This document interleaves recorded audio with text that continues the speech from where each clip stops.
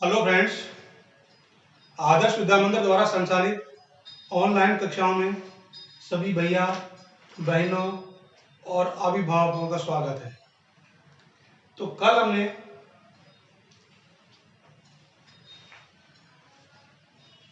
रासायनिक सूत्र के बारे में आपको बताया था कि रासायनिक सूत्र किस प्रकार बनाए जाते हैं, यानी धात्विक आयन और अधात्विक आयन और बहुपरमाणु आयन के बारे में हमने आपको बताया था।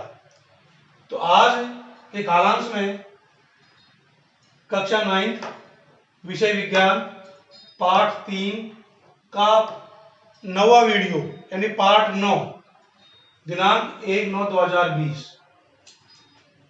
तो आज हम आपको बताएंगे कि रासायनिक सूत्र को जब लिखते हैं तो हमको किन किन बातों का ध्यान रखना चाहिए, यानी रासायनिक सूत्र लिखते समय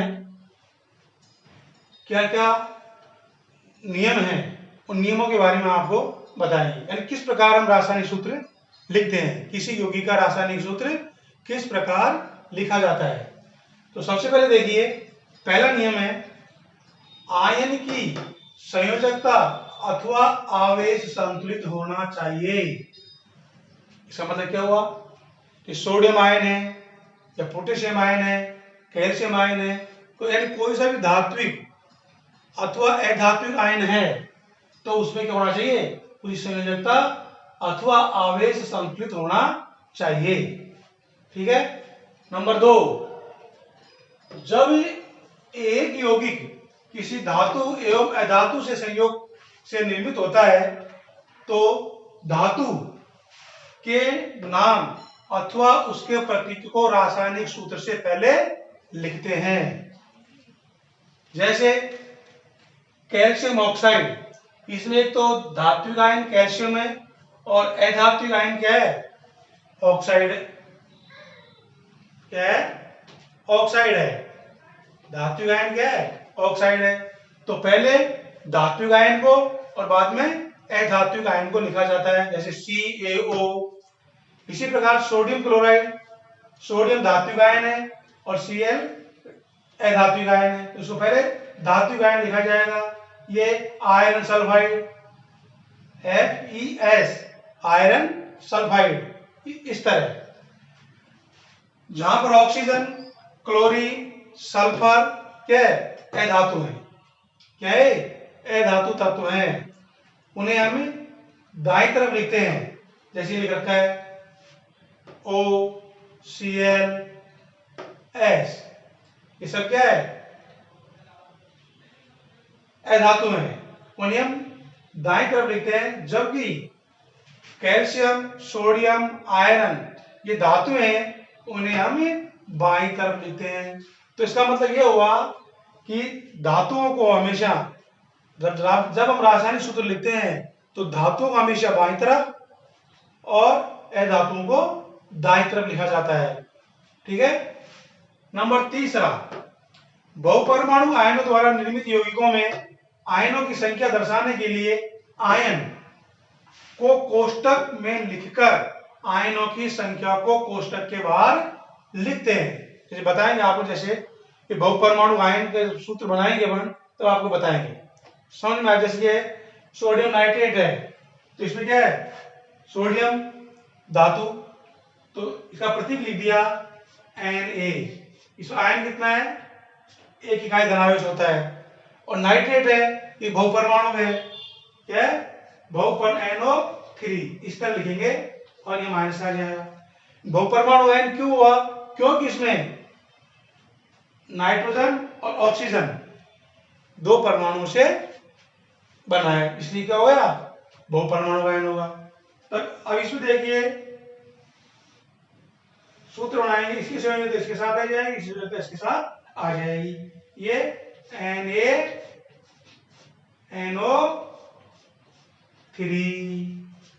अगर अब इसकी संयोजकता एक ही है, अगर मान लीजिए यहां पर कोई द्विसंयोजित आयन होता तो उसको हम ब्रैकेट में लगाकर संयोजकता को ब्रैकेट के बाहर लिख देते। जैसे इसका मतलब ये है, यही है, बहुपरमाणु आयनों द्वारा निर्मित यौगिकों में आयनों की संख्या दर्शाने के लिए आयन को कोष्टक में लिखकर आयनों की संख्या को कोष्टक के बाहर लिखते हैं। जैसे MgOH का होल ट्वाइस। यदि बहुपरमाणु आयन की संख्या 1 होती है तो कोष्टक की आवश्यकता नहीं होती है। जैसे यहां पर कोई कोष्टक की आवश्यकता नहीं पड़ी। और यहां पर देखो मैग्नीशियम हाइड्रोक्साइड है तो मैग्नीशियम लिख दिया। जो मैग्नीशियम की संयोजकता 2 होती है +2 हाइड्रोक्साइड बहुपरमाणु आयन है ये। अब इस तरह बन जाएगा MgOH पूरा ब्रैकेट में लिखेंगे इसको OH और ये 2 है तो यहां लग जाएगा। इसका मतलब ये हुआ इसका यानी बहुपरमाणु आयनों द्वारा निर्मित यौगिकों में आयनों की संख्या को दर्शाने के लिए आयन को कोष्टक में लिखकर यानी इस आयन को कोष्टक में लिख दिया और आयनों की संख्या को कोष्टक के बाहर लिखते हैं। तो आयनों की संख्या कितनी इसमें 2 धन आयन है तो इसके आयन इसमें लग जाएंगे तो इसलिए यहाँ पर ब्रैकेट में लगाकर इसको 2 लिख दिया। 3 होते हैं 3 लिख देते। जैसे फेरिक हाइड्रोक्साइड होता फेरिक होता Fe+3 यहाँ Fe+3 आ जाता और OH तो रहता ही माइनस तो Mg जगह Fe आ जाता और यहाँ पर 3 आ जाते। समझ आ रही बात? ठीक है ना। तो इस तरह और यदि बहुपरमाणु आयनों की संख्या 1 होती है तो कोष्टक की आवश्यकता नहीं होती है। जैसे यहाँ पर NaNO3 यहाँ पर संयोजकता 1 है तो कोष्टक लगाने की कोई आवश्यकता नहीं पड़ी। NO3 के कोई कोष्टक लगाने की जरूरत नहीं पड़ी। तो इस प्रकार हम इनके अणुसूत्र लिख सकते हैं बना सकते हैं हम आसानी से। देखिए कुछ सरल यौगिकों के अणुसूत्र हैं उनको हम इसी नियमों को ध्यान रखते हुए बनाएंगे। जैसे हाइड्रोजन क्लोराइड है हाइड्रोजन का प्रतीक क्या होता है H होता है धनायन प्लस Cl का Cl। इस तरह धातु को बाईं तरफ और अधातु को दाईं तरफ धात्विक आयन को बाईं तरफ और अधात्विक आयन को दाईं तरफ लिख दिया सबसे पहले।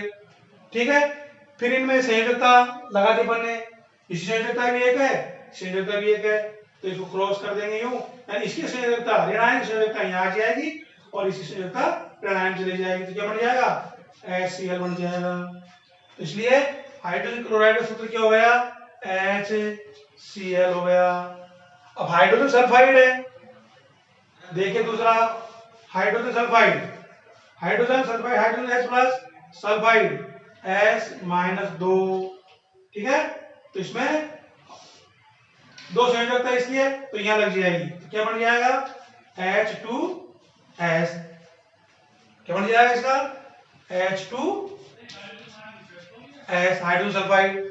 कैल्शियम ऑक्साइड अब देखिए कैल्शियम ऑक्साइड देखिए आप इसी तरह कैल्शियम का प्रतीक क्या होता है Ca+2 ऑक्साइड का O-2 दोनों संयोजकता समान है प्लस माइनस है दोनों के आयनों की तो CaO बन जाएगा। दोनों कट जाएंगे ये कैंसिल हो जाती है दोनों समान होती है तो 1-1 हो चाहे 2-2 हो चाहे 3-3 होती है तो कट जाती है। इसलिए क्या बन जाएगा कैल्शियम ऑक्साइड का CaO।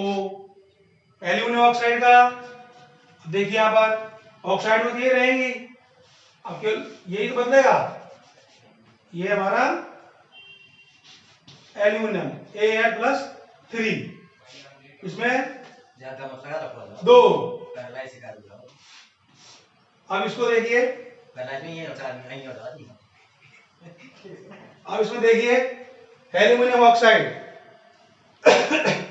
Al+3 O-2 तो आप इस देखिए Al इसी संयोजकता अलग अलग है 3 है इसकी 2 है तो 2 तो यहाँ लग जाएगी Al2 और O इसके साथ लग जाएगी O3 तो एल्यूमिनियम ऑक्साइड क्या हो जाएगा Al2O3 ये एल्यूमिनियम ऑक्साइड हो जाएगा। इसी प्रकार आपको बहुपरमाणु आयन की है इनके बनाने हैं कैसे बनाओगे देखो सोडियम नाइट्रेट मैंने बताई दिया आपको कैल्शियम हाइड्रोक्साइड का, वही कैल्शियम हाइड्रोक्साइड का देखिए Ca+2OH माइनस, दोनों के अलग अलग संयोजक होते हैं। देखिए Ca अब ब्रैकेट में लगाना पड़ेगा आपको, OH को ब्रैकेट में लिखना पड़ेगा, और कैल्शियम की संयोजकता 2, इसको बाहर लिखनी पड़ेगी, यहाँ पर ब्रैकेट के बाहर लिख देंगे अपन, तो बन जाएगा कैल्शियम हाइड्रोक्साइड। सोडियम कार्बोनेट है, ठीक है, ये कैल्शियम ऑक्साइड हाइड्रोक्साइड हो गए। अब इसका दूसरा है सोडियम कार्बोनेट, जैसे आप बनाना इसको सोडियम का मतलब वही हमारा आएगा, कार्बोनेट की होती है CO3-2, वही Na2 है, इस साथ आ जाएगा नीचे, और ये CO3 एक है, एक को लिख देते हैं, तो ये सोडियम कार्बोनेट का ये Na2CO3 हो गया। तो अमोनियम सल्फेट देखिए, अमोनियम का प्रतीक होता है NH4, नीचे आएगा 4+, और यहाँ पर सल्फेट SO4-2, सब दोनों की संयोजकता अलग अलग है, तो इसको करो NH4 2 का होल ट्वाइस, इसको ऐसे बोलेंगे NH4 का होल ट्वाइस, ब्रैकेट में लिख देंगे इसको, और SO4, तो इस प्रकार क्या है अमोनियम सल्फेट का सूत्र हो गया। तो इसी प्रकार ये बहुपरमाणु आयनों के 4 हैं, और ये सरल यौगिक अणुसूत्र आपको 4 है, ये 4 इस तरह बनाने की आपको प्रैक्टिस करनी है। और इसके साथ ही आपको एक सवाल गृह कार्य में करना है, जैसे मैं लिख रहा हूं, बोल रहा हूं, नोट करो आप। जैसे आपको बनाना है नंबर 1, लिखो निम्न के रासायनिक सूत्र बनाइए। सबसे पहले लिखो सोडियम ऑक्साइड, दूसरा एल्यूमिनियम क्लोराइड, तीसरा सोडियम सल्फाइड, चौथा मैग्नीशियम हाइड्रोक्साइड। ये 4 आपको सूत्र इन्हीं नियमों पर आधार पर आपको बनाने हैं। धन्यवाद, और बाकी का आपको अगले वीडियो में बताएंगे। आज इतना ही, धन्यवाद। इसका स्क्रीनशॉट ले लीजिए, और इसको पूरी तरह गृह कार्य में आपको यही करना है।